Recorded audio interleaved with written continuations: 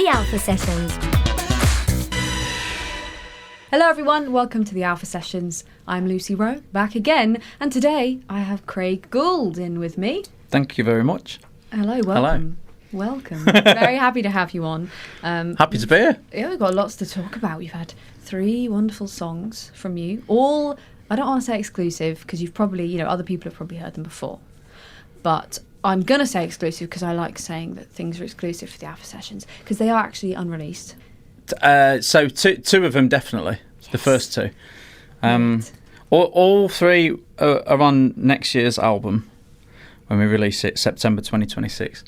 The third song, Red River, is on a live EP that we release in August. Sounds like I'm putting all my plugs in first, but it's the same. But the first 2. There's nothing out there with them yet, so they are. Yeah. Yes, very exciting. Lots of things happening, lots of things coming. And I was going to ask you about the live EP and about the album, but first of all, for everyone who is being introduced to you in this very moment, what kind of music, what would you describe, say for this upcoming album, what kind of music do you put out there in the world? I think it definitely sits within. I don't like pigeonholes, genre pigeonholes, but it definitely sits in like a folk Americana world. But there's also country and blues in there as well. So from blending the genres and that, I do think there's a bit for everyone in there, because it can be a bit rocky in parts as well. And that's just, I suppose that's just how it is from the music I listen to and my life journey. And really it was a conscious decision as well with the band when we were doing stuff for next year, that we wanted to be able to have a set that we could pitch at like rock festivals, country festivals, folk festivals, and we knew we'd have something that would allow us to do that, from like a business plan to make ourselves sellable. And that's the Noble Thieves. That is the Noble Thieves, who are not here. The Noble Thieves They're are not with us today. No. But is that a band you've been playing with for a long time? Did you put them together as your sort of troupe, or are they people you've always played with? And so I had the debut album in 2023. We were putting a tour together for that, and I wanted to take a band on tour and take some of the drums, and the band was put together for that. But Lee, who plays the bass and guitars and piano, and he's a songwriter in his own right, Lee Cogswell, brilliant. He was already playing. I'd met him about a year before, and I met him at a gig and overheard him playing the piano, and I was like, "Wow, that's great! What was that you were playing?" He's like, "Well, it's one of mine." that was a setup. Yeah, and I was like, "No way," and. We shared numbers, and then the guy who was going to play bass on the shows I had at that point said he couldn't do it like 2 weeks before. I was like, oh, God, I don't know what I had. At that time, it was like a trio for these gigs. This is 2022. Sorry, I've not made that clear. And so I thought I'll see what Lee. He seemed really sound. We've got some shows coming up in 2 weeks. Do you want to play bass? And he was like.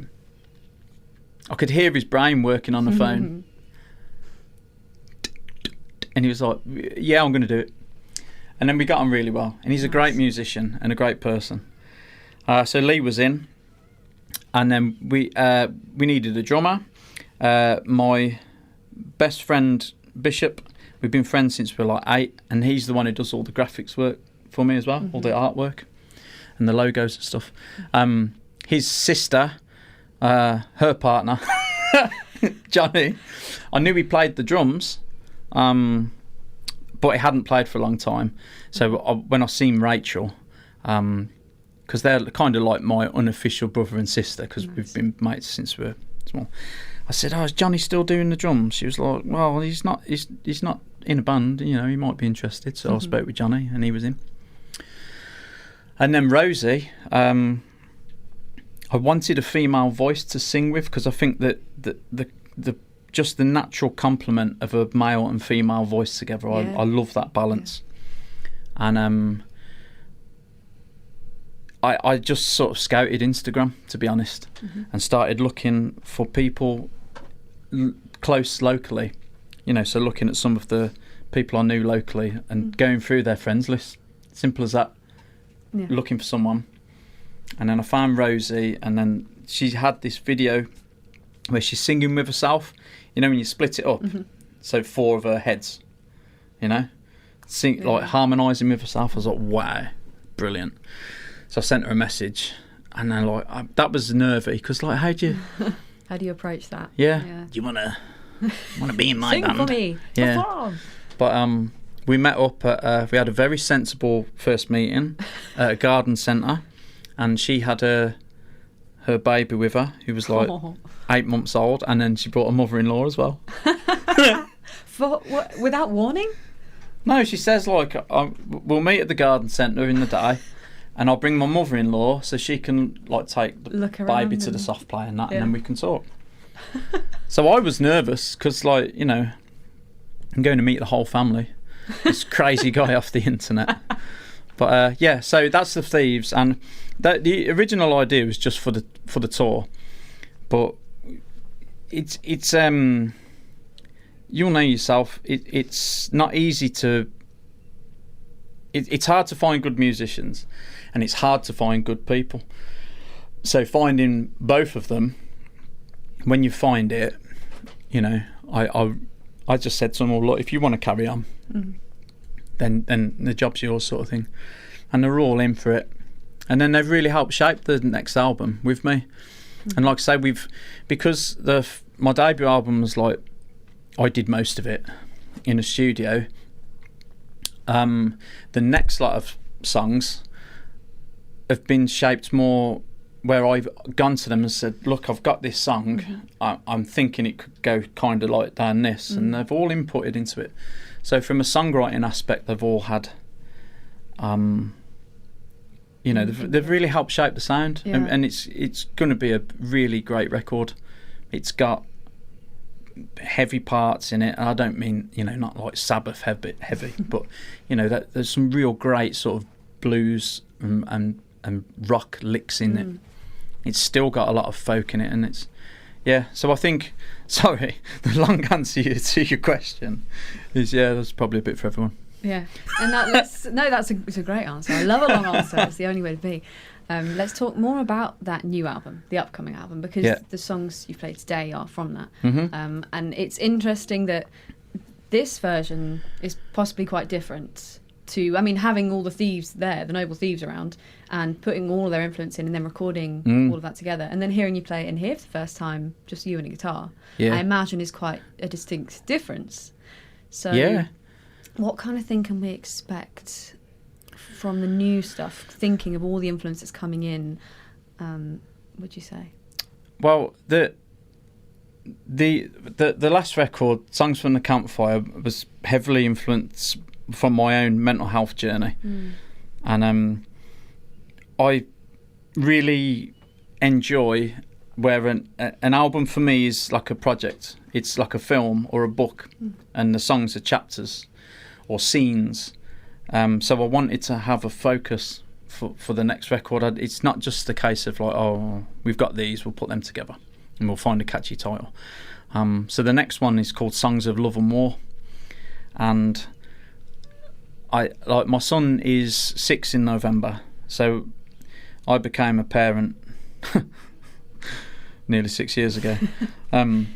But there's a lot, the world, literally since we've come out of COVID, the world's been terrible.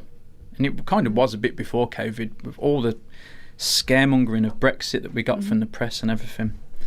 And we literally came out of COVID and went straight into threats of Russian leaders pressing nuclear buttons, and the invasion of Ukraine, and now we've got the awful situation in Gaza that the world just seems to be allowing to happen. So that was kind of that balance of seeing what's going on in the world, and then I've got this 5-year-old, or when I started doing the project, like a 4-year-old son. And I couldn't work out when there's these beautiful children in the world, there's also people so willing to destroy life and everything. So that was where the idea for that record come from. And I said, there's songs that literally challenge the world, really, on why we're destroying it instead of helping it thrive. And then the songs of lots of love and hope, because that is all we've got, really. If you take away everything, that's what we have. And then, but also, war is not necessarily the stereotype of just guns and bombs. You know, there's profit and commercialism, profiteering. You know, there's a class war in our own country now that's never been as. I mean, so I see a difference between the working class and the middle and upper classes now, like I've never known. And you know, the war that the media uses to turn people against each other, literally neighbours, you know, turned against each other from headlines. And there's a war on beauty standards and what we're expecting people to adhere to. So it's the album, from a writing point of view and lyrically, kind of attacks all that, but also still carries that hope that I have, that the world, for when my son's my age and older, that it will be a good place.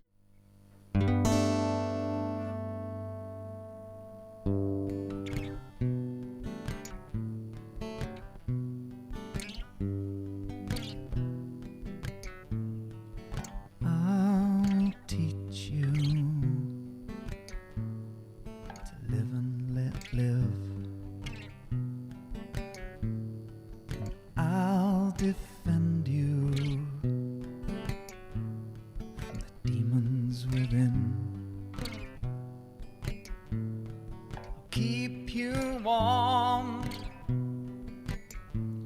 when the darkness descends. Help you feel alive when you can see no end.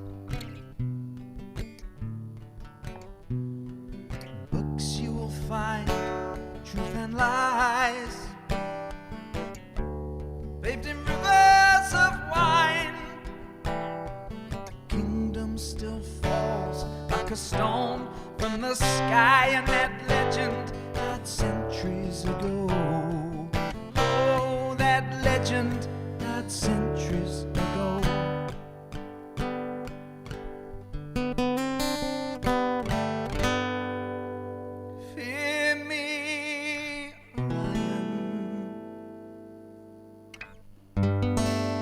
Constellation at dawn, for I am love. I conquer all. Turn your back on the Titans. Follow me in your sea. My name is love. I'll heal you all one by one.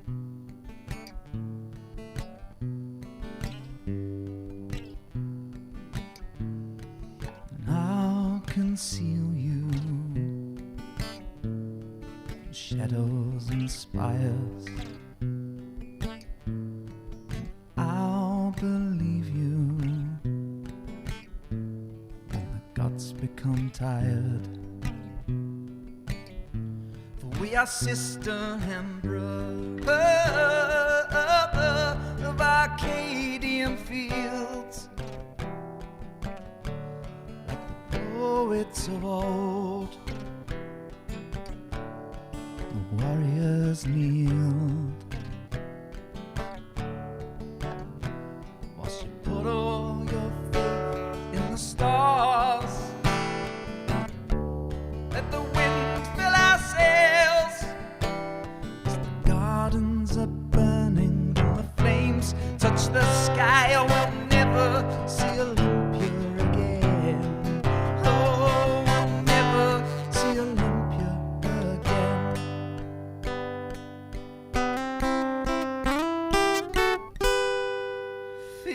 me Poseidon. And all the lords adored. For I am love.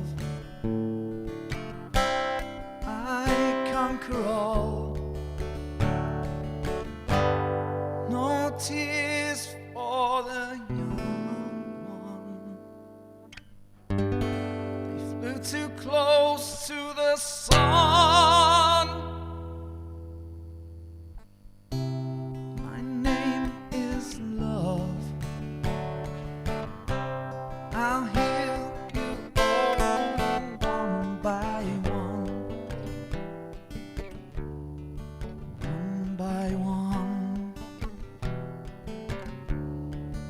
One by one. One by one.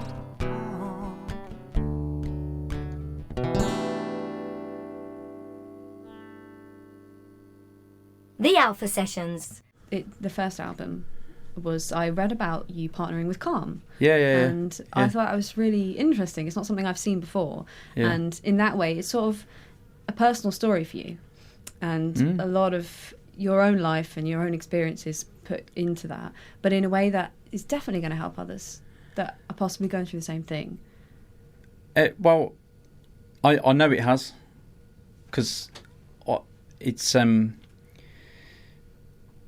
where those songs came from, because I'd been so poorly from my own mental health illness, and I hadn't touched my guitar for years. And as I was recovering, because I basically collapsed in the workplace and hit my head very bad as I was put in a hospital, and all the signs that I had that thought I'd had a stroke, and I hadn't. So it was. It's hard to say what it was diagnosed as, because the help that I had was really poor. Like the hospital, well, it's like, we've not had a stroke and we've checked your heart, so that's fine, off you go. And I shouldn't. Looking back now, I know I shouldn't never have left hospital that day at all. But as I started recovery and getting better, I picked up my guitar again for the first time in years. And songs literally, I know it's the cliche, but they literally just started coming out. And I was processing what I'd been through and had the hope of getting better, the fear that I might not ever get any better. And anyway, that equated to a collection of songs that I decided to put together and release an album. And I just thought, those songs have come from such a bad place, but we can turn it around. So I donated the profits to Calm and got in touch with them, and we worked together on a load of stuff. They had the album and songs on their like website marketplace thing, and then they did a proper interview with me, which is still on the website now, explaining some of my story. So that, you know, and when all the press and promo went out for the album, it all carried what the message was. And basically I wanted to prove that you can be... you know, I've got tattoos, I'm tall, I've got a big build, I've got a beard, a bald head, you know, I look like I can handle myself, all that stuff. So although it's better now, stereotypically in society, I'm not the sort of person that would have depression. Why would I? You know what I mean? Or why would I admit it? So I wanted to show people that people who look like this can have depression, and can have anxiety, and can have PTSD and OCD, which is all things that I've navigated a way to live with and through. But I also wanted to prove that you can be that ill and get better. So that was a real wholesome journey. So I know, because as well, like the money we donated, they kind of use the guide of £8 is a phone call that funds a phone call. Sorry, I keep knocking that. And you know, we donated over £1,000 Wow. from streaming profits and album sales. Wow. Look, let's just be clear as well. A profit from an independent artist's album doesn't actually exist because it costs thousands to do the album. Yeah, of course. Yeah. And but we were able to donate money that come in to Calm, and we, with that money, funded some phone calls. But then I've carried on that message with social media, and we gig these songs, and I tell the story about behind some of it. But then we also put a show together that we've taken on tour as part of the rural touring scheme, where the evening is me telling the stories behind the songs, and the amount of people that have come and spoke to me after it, saying how they've been through similar stuff, and you know, you feel and you think when you go through mental illness that you're on your own, and that's because the illness can make you feel very isolated, and you withdraw. But knowing that we've gone out and we're able to share these stories, and people have come to the show and are leaving, I think we've just a bit more of a connection and an understanding that if they've been through it personally, an illness personally, they've got the understanding that someone else has felt that.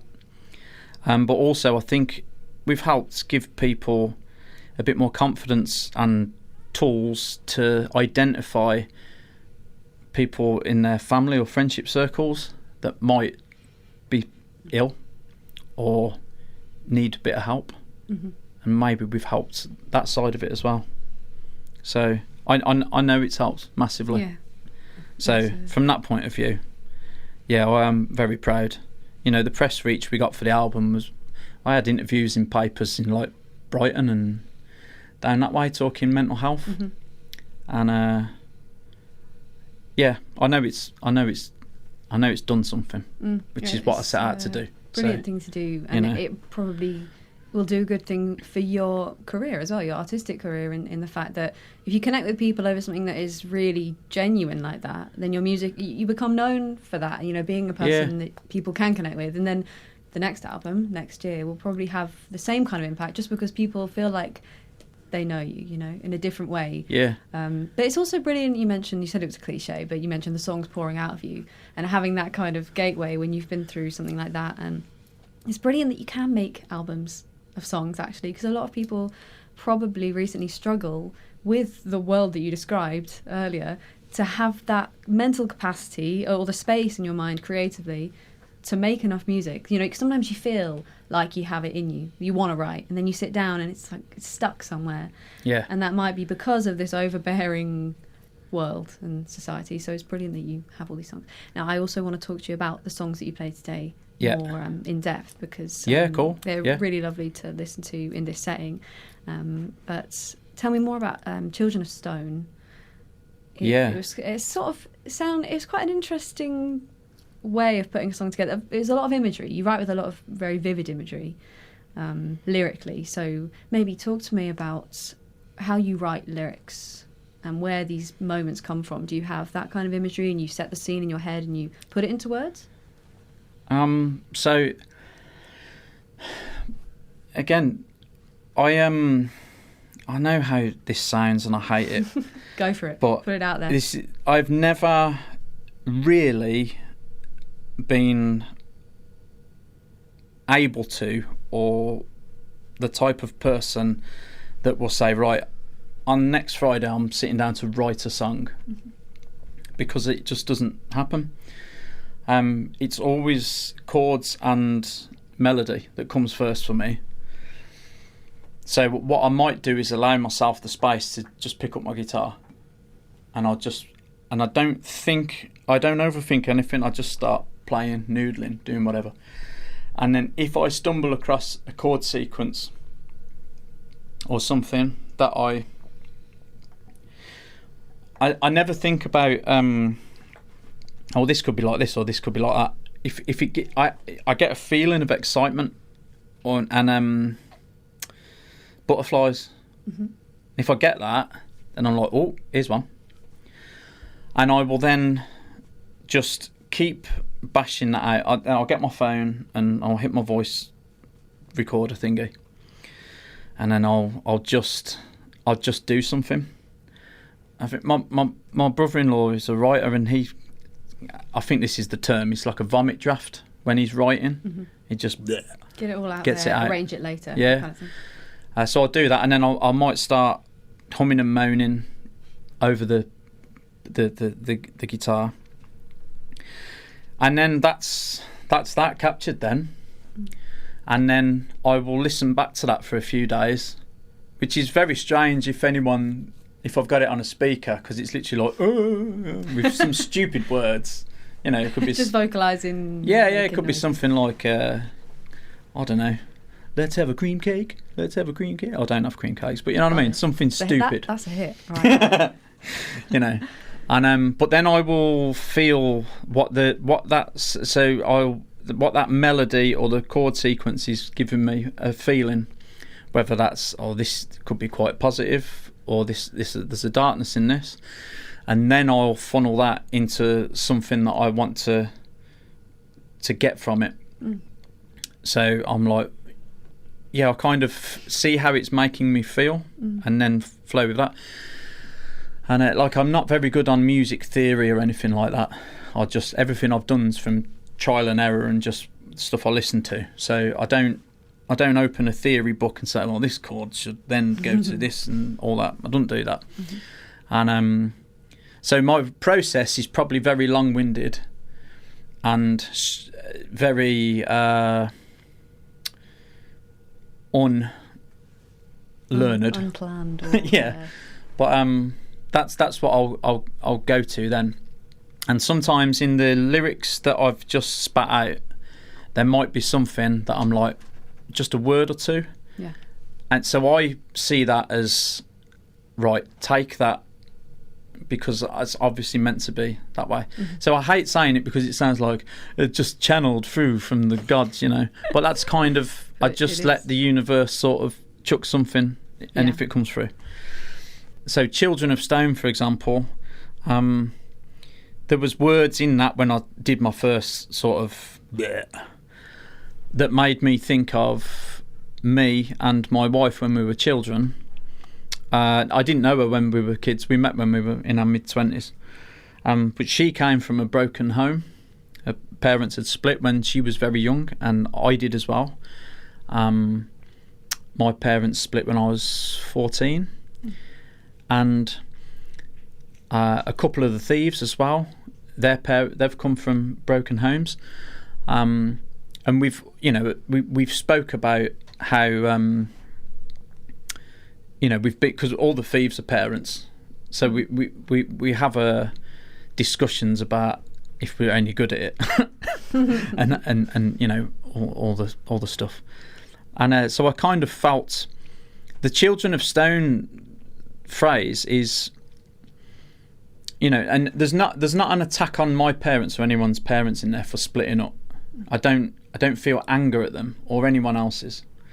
I do believe that humans have to do what they need to do. But one product that comes out of any broken sort of family situation, I think it can make some very hard children. And I don't mean that by fighting hard. I mean tough people, resilient, strong mentally. And my wife is very strong, and a lot of that comes from her upbringing from her parents, but also from that situation. And I know that it might not sound anything major, but I'll be making my own dinners for school, ironing my own shirts at 14 and that. If we had football practice and all the other kids were drove by the parents, then I was leaving an hour early so I could walk to it. So I was doing a lot of stuff on my own. And even though it's a shame my parents split up, the positives that came from it to give me a good grounding was great. So the Children of Stone is it's kind of a song for me and my wife when we were kids. Not together, but those children.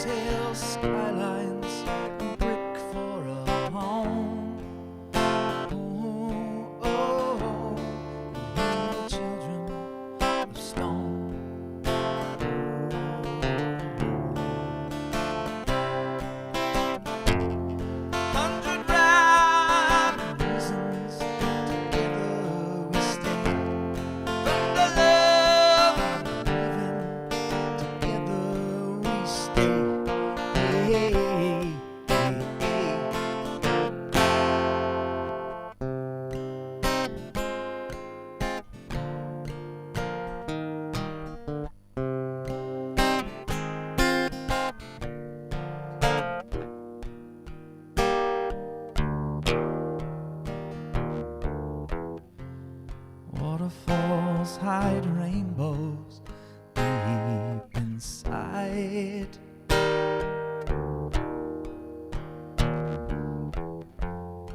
Darkness is the mirror with no light.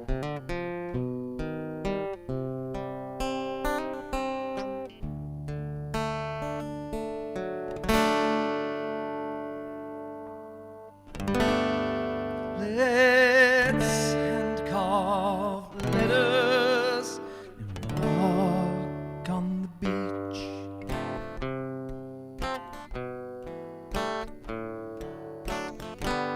And gather them like blackbirds at the weeping tree.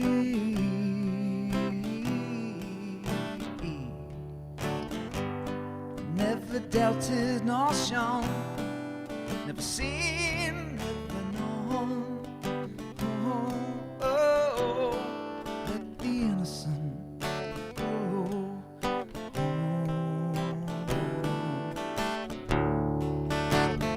100 rhyme reasons, together we stay.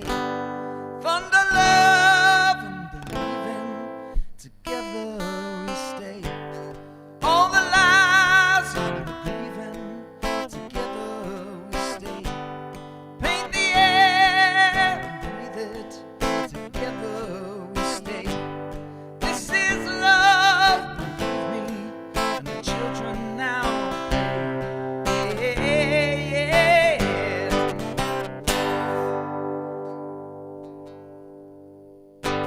The Alpha Sessions. You do seem to be inspired by nature, like with Red River. The final song you played isn't necessarily about river, but Red River's in the title, and I know it's birds and bodies of water and things. So is nature something that inspires your writing as well? Well, that's something no one's ever said to me before, and it's something that I've never clocked on with. But as soon as you've said that, my head's gone, wow, yeah, because yeah, I've got songs like Captain of the Seas and Yeah. I Am the Earth. Well, And So yeah, cool. so it massively. I think I think as a race we have a massive connection and a mystery with the sea. of course, yeah, It's absolutely. huge, you know. I am fascinated with it. I have the same thing in my lyrics, always talking about the ocean, even if it's metaphorical or represents something else. It's always in there. It's properly. It's so scary though, isn't it? Connected. If you ever just watched when the waves are coming in, and yeah. I see it all the time, and I'm like, the power in that. Yeah. It's the kind terrifying. of power that is terrifying, but you want to walk into it. Yeah. You don't know why. It's You like, know. if I walk into that with no prep, I'm not going to come back. Yeah. But I still want to do it. Yeah, it's kind of an attraction to that. It's like morbid curiosity in a way, isn't it? Well, it's, I do like being outside, and when I was really poorly, my mum bought me a bird book, only a little pocket one, and a bird feeder, because I couldn't get out of the house. So she was like, put that up in the garden, and it will give you something to focus on. And literally from then, I've bought binoculars, and I'm not I'm not Chris Packham level, but I've done a lot of Yet. yeah. Yes. There's always a sign. But I've done a lot of reading up on birds, and I like going bird spotting. I love being outside, going for long walks and everything. So yeah, it's I feel most grounded really when I've had the chance to spend a lot of time in nature, and that is reflective in the songs. I've never noticed how much. So that's brilliant. And Thank what you. is Red River about as a song? It was my favourite of the three today, by the way. I was Thank very you. enamoured with it. It's basically it's a bit like a love story, and that one focuses around the war, where it's a couple, and if imagery in my head for that song is around in the World War II time, and the male gets drafted for war. Might not be something that they want to do, but that's it. They're off. And if they don't go, then there's all sorts of imprisonment or so on. And he doesn't come home. So the Red River is a river of blood, basically, I did wonder. for all of the deaths and these innocent people that were lost. not just during that war, but during all of them. And it's just kind of the dance never ending, together we stay, so all I need ask you is run away with me. It's just that hope that even when you lose someone, you can still be with them somehow. And but also they would have been thinking when the conscription and everything was coming up, could we just escape?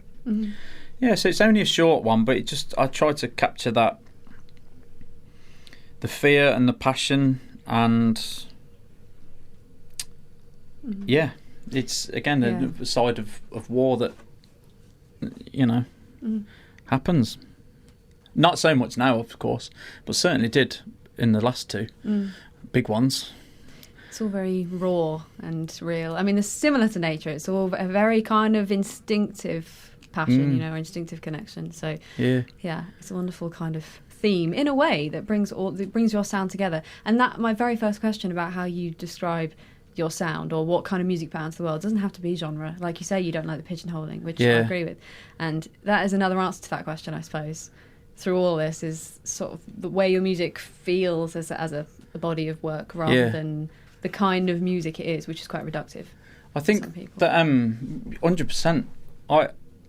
My music is a blend of 3 or 4 genres because that's what I listen to, and so that's what I enjoy, and I'll listen to music that gives me that feeling, the same as when I'm writing. Yeah, and that in itself is the inspiration, not necessarily like I want to sound like that person, but you want to feel like that person. I think when I was young, if I listen back to anything when I was playing when I was young, and I'm singing with a slight Cockney accent because I've been listening to Paul Weller a lot and stuff like that. No way. I was hearing Paul Weller and I didn't want to say it. Really? No, because I'm not really.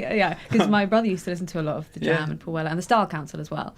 And also Billy Joel. There's something about your vocal that's really Billy Joel. It's the belt. When you go up to the bigger notes, the high notes, the quality of it and the vibrato is very similar to Billy Joel. So take that as you will. Somebody was telling me David Bowie the other day. Well, add that. And I was I definitely had that. Yeah, it's just the people I've been compared to it means I should have a far more expensive car than I have. And again, not yet in the right term, but yet you don't have it yet. But this is just the beginning of a expensive car goal. I wouldn't buy an expensive car, because I don't get them. It moves, and like when you've got doing a tip trip, why would I want to do a tip trip with a real expensive car? Don't want to. To show off that you sound like David Bowie and it's worked out for you. What, with my bits of conifer to the tip? To roll up to the tip. Here he comes again with sunglasses his on. Bits of conifer singing at the recycling bins. Yeah. Beautiful. Well, I've had a lovely time, so thank you for coming in to chat, Craig. No, thank you. And, thanks to everyone. And we'll look forward to your album and the live EP. There's all sorts of exciting things coming out. Yeah. So if anyone wants to find you, follow you, come to your shows, because I know you've got a lot of live stuff happening as well, how should they search for you? Just put Craig Gould in Google, and it'll come up with my website, which is craiggouldmusic.com, and all my socials are at Craig Gould Music. So it's pretty easy to find me now. When I first started, there was a more famous Craig Gould than me, and he's a painter in America. A painter? And I've trumped him now. Hey. So I think I'm the world's most famous Craig Gould. Brilliant. Which is... And with that... That's it. Thank you. Thank you to the world's most famous Craig Gould for coming on Alpha Sessions. It's been an absolute pleasure. Top 1 out of 3, probably. We'll take that.